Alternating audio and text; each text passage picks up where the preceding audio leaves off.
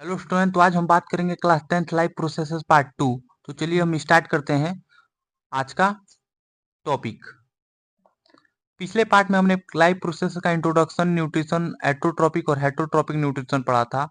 और आज के पार्ट 2 में हम पढ़ेंगे human nutrition, human digestive system, जो बोर्ड एग्जाम में बहुत ही इम्पोर्टेंट टॉपिक है।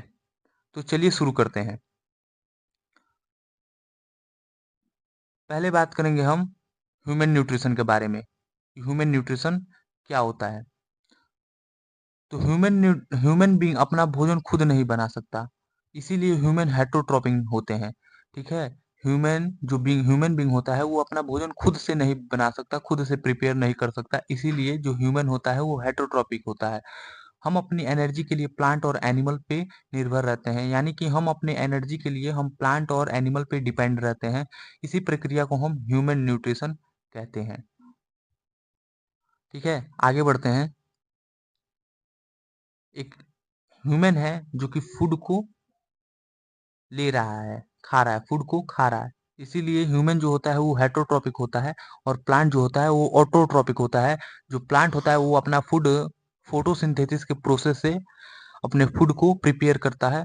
और जो ह्यूमन होता है वो हेटरोट्रॉपिक होता है, वो कि दूसरे पे निर्भर रहता है, दूसरे पे डिपेंड रहता है अपनी एनर्जी के लिए। ठीक है। अब हम स्टेप्स ऑफ न्यूट्रिशन बात करेंगे। तो पहला स्टेप है फूड, दूसरा इंगेशन, तीसरा डाइजेशन, चौथा एब्जॉर्प्शन, पांचवा एलिमिनेशन और छठा इगेशन। ये था इंगेशन और ये था इजेशन। अब इन स्टेप्स को हम डिटेल में पढ़ेंगे। तो चलिए आगे। पहले हम बात करेंगे इंगेशन। इंगेशन यानी ये होता है भोजन को मुंह से खाना, यानी कि भोजन को मुंह से ग्रहण करना। उसी को हम क्या कहते हैं? इंगेशन बोलते हैं। सेकंड बात करेंगे हम डाइजेशन।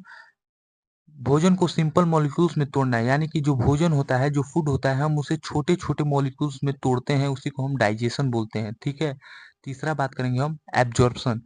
पचे हुए भोजन को ब्लड मिलाना। जो भोजन पच जाता है उसे ब्लड मिलाना, उसी को ही हम एब्जॉर्प्शन बोलते हैं। ठीक है। चौथा बात करेंगे एलिमिनेशन। ठीक है। सेल्स द्वारा न्यूट्रिशन का उपयोग करना। ठीक है। कोशिका द्वारा न्यूट्रिशन का उपयोग करना ही क्या कहलाता है? एलिमिनेशन कहलाता है। पांचवा बात करेंगे हम इगेशन। इगेशन का मतलब ये होता है जो अपचित भोजन होता है, जो अपचित फूड होता है, जो डाइजेस्ट नहीं हुआ होता है, वो शरीर से बाहर निकालना ही क्या होता है? इंगेशन होता है।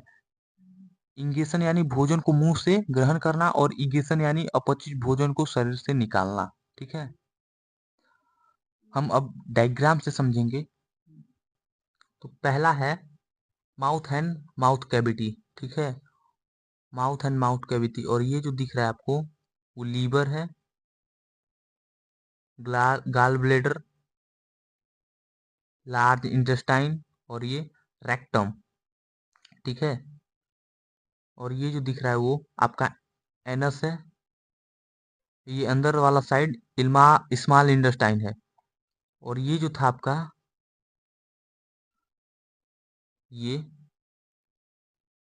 ये लार्ज इंटेस्टाइन था और ये अंदर वाला स्मॉल इंटेस्टाइन है। और ये जो दिख रहा है आपको, ये वो पेनक्रियाज है। ठीक है। और ये जो दिख रहा है आपको वो स्टोमच है। और ये ओसोफेगस है, यानी कि फूड पाइप, फूड पाइप बोलते हैं इसे। ओसोफेगस है।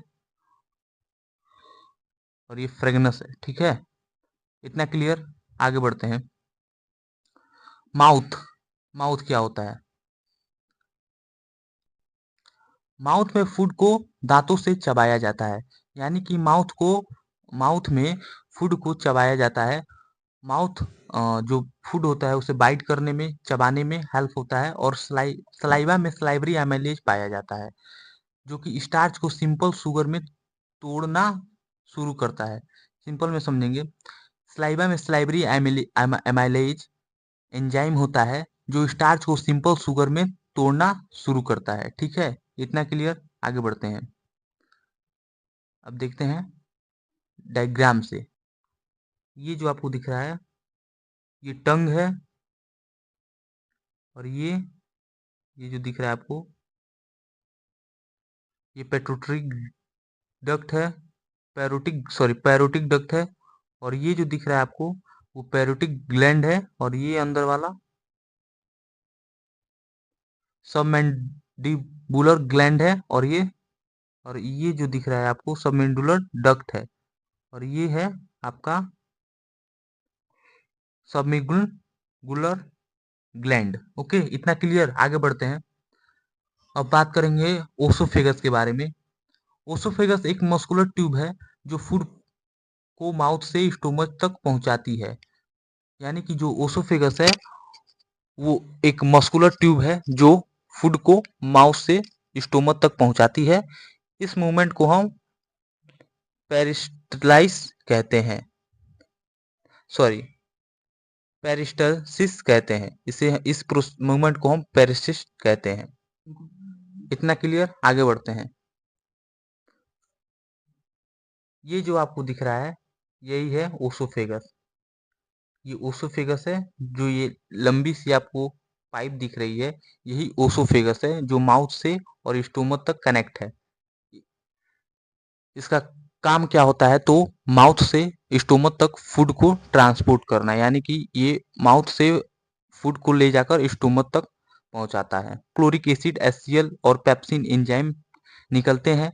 एचसीएल बैक्टीरिया को मारने और एसिड मीडियम बनाने में मदद करते हैं। पेप्सिन प्रोटीन का डाइजेशन शुरू करता है।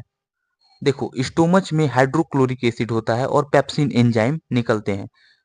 एचसीएल क्या करता है, तो एचसीएल बैक्टीरिया को मारने और एसिडिक मीडियम बनाने में मदद करता है। ठीक है, एचसीएल तो बैक्टीरिया को मारने और एसिडिक मीडियम बनाने में मदद करता है, और पेप्सिन एंजाइम क्या करता है, तो प्रोटीन का डाइजेशन शुरू करता है। ठीक है, ये है आपका स्टोमच, और ये है ओसोफेगस। ये स्टोमच, इसमें एचसीएल और पेप्सिन दोनों पाए जाते हैं। ठीक है, आज हमने ह्यूमन न्यूट्रिशन के स्टेप और डाइजेस्टिव सिस्टम के शुरुआती ऑर्गन को पढ़ा। अगले पार्ट में हम स्मॉल इंटेस्टाइन, लीवर, पैनक्रियाज और डाइजेशन प्रोसेस को डिटेल में पढ़ेंगे। अगर वीडियो पसंद आई हो तो लाइक, शेयर और सब्सक्राइब जरूर करिए।